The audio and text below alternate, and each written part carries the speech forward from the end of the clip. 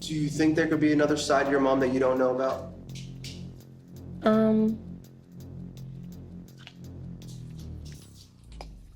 No.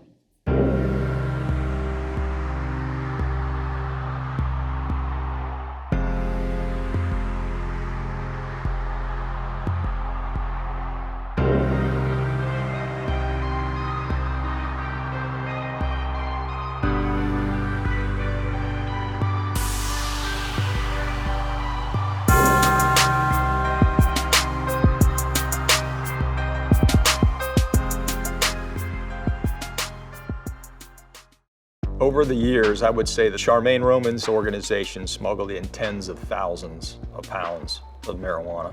During just this short period of time when we were on the wiretap, we took off over 3,400 pounds, and that was just in a month period. So I would say at least tens of thousands of pounds of marijuana were brought here to Central Florida by this organization. There was no doubt there were multi-millions of dollars that were made by this organization in the distribution and sale of marijuana.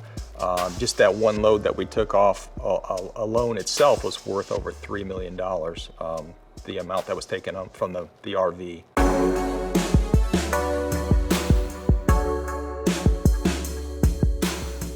Question around Charmaine's lovingness and all of that is really interesting, because in many ways what you're really describing with what was revealed in the case was that this was really just another form of manipulation and control. So a lot of this might go back to her narcissism or, her self-centeredness in controlling her own children and grandchildren, and she would see that as love, but others might not see it that way.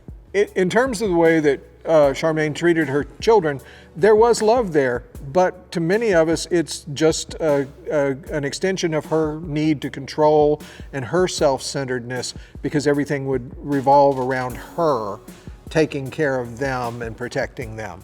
We learned that her children were at least somewhat insulated from what was going on through her lies to them about what she did. So Charmaine really did try to convince her children that they were living a normal life, that she was a good upstanding citizen in the community. Part of that, again, goes back to probably the self-image she wanted for herself, that she was really being a good providing mother, and that she was, setting her children up to follow the American dream.